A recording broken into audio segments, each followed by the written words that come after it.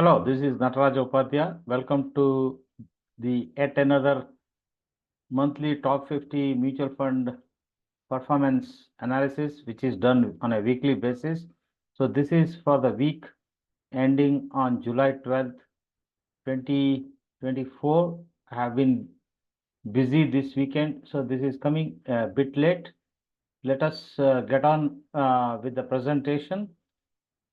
So first thing is about the summaries across various mutual fund types. As on last weekend, we had 1,611 mutual funds, out of which 856 belong to equity funds, 218 belong to hybrid funds, 484 belong to debt funds, and 53 for the commodity funds. And if you look at the 1 week return, all fund types on average gave positive returns. Monthly returns are also positive. However, you could say that monthly returns are a bit subdued compared to a week before, but still it's healthy returns. And annual returns also were a bit subdued as a result. And that's all to talk about right now. Let us go into the equity monthly top 50. There has been some churn out of leadership. You see a lot of IT ETF funds coming back on the top of the table with a spectacular monthly return as well as a weekly return. However, they are still a lagger with respect to 6 months, 3 months, 6 months, and 1 year basis. So we typically mark those funds which have above average returns for all timelines from 1 month to 1 year, and only one fund made it to the list this time, which is HDFC Defense Fund.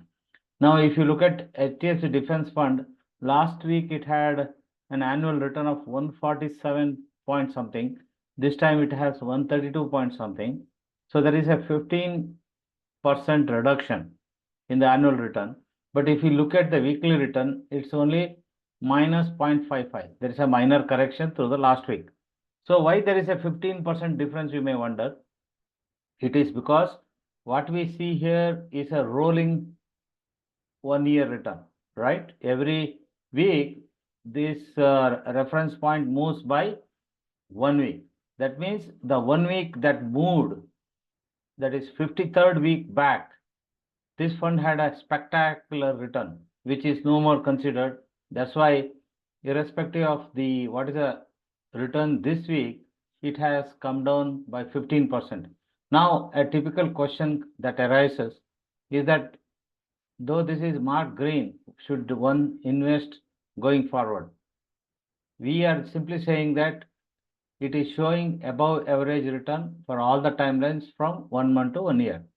1 week is a too short consideration, so we don't look at it, but it has shown minus 0.55. So if you are a new investor, probably you would like to wait for 1 or 2 weeks to see whether it will, stabilize or, recuperate. So otherwise, if you look at this 1 month list, other than digital and IT funds, there's nothing much, and they do not come into the green zone. So this is so this month, as on last Friday, is bit confusing. Markets are up and they're going up, and a budget session is coming. So there is some anxiety what happens after the budget. So that kind of gets reflected in this monthly top 50 also. Let us look at the monthly bottom 50.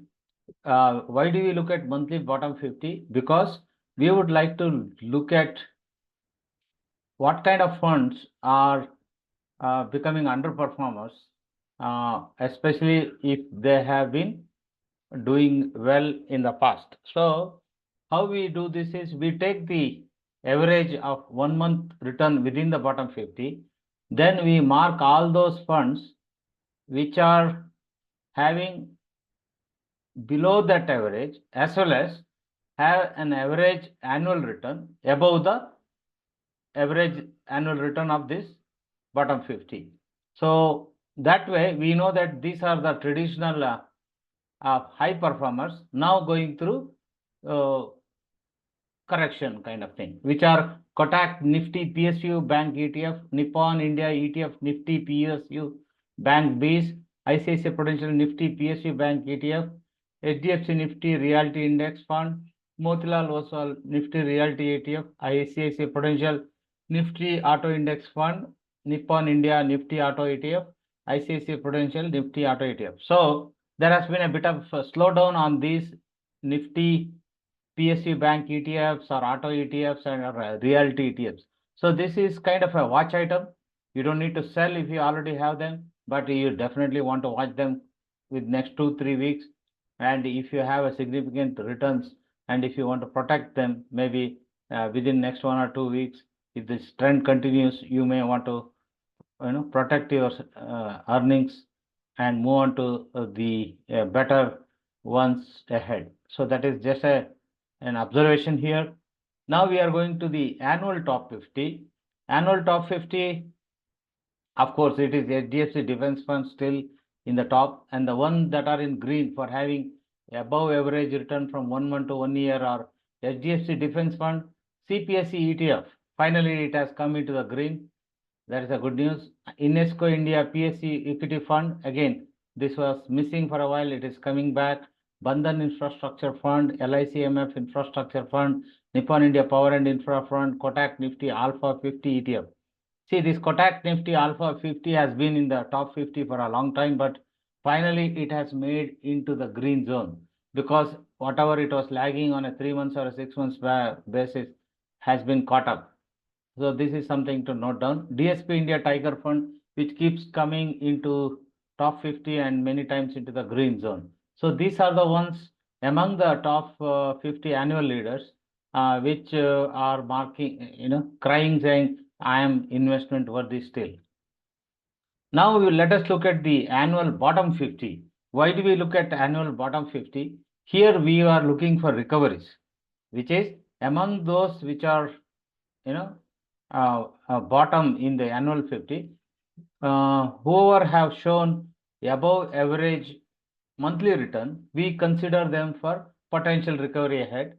They are HSBC Brazil Fund, Kotak International REIT FOF, Franklin Asia Equity Fund, HSBC Global Emerging Markets Fund, Edelweiss Emerging Markets Opportunities Equity Offshore Fund, ICICI Prudential Strategic Metal and Energy Equity FOF, HDFC Nifty Private Bank ETF, SBI Nifty Private Bank ETF, ICICI Prudential Nifty Private Bank ETF, Tata Nifty Private Bank ETF, Kotak Global Emerging Market.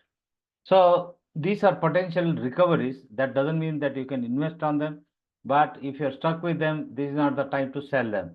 Private bank ETFs have been in the recovery list last week also. They're still in the recovery list.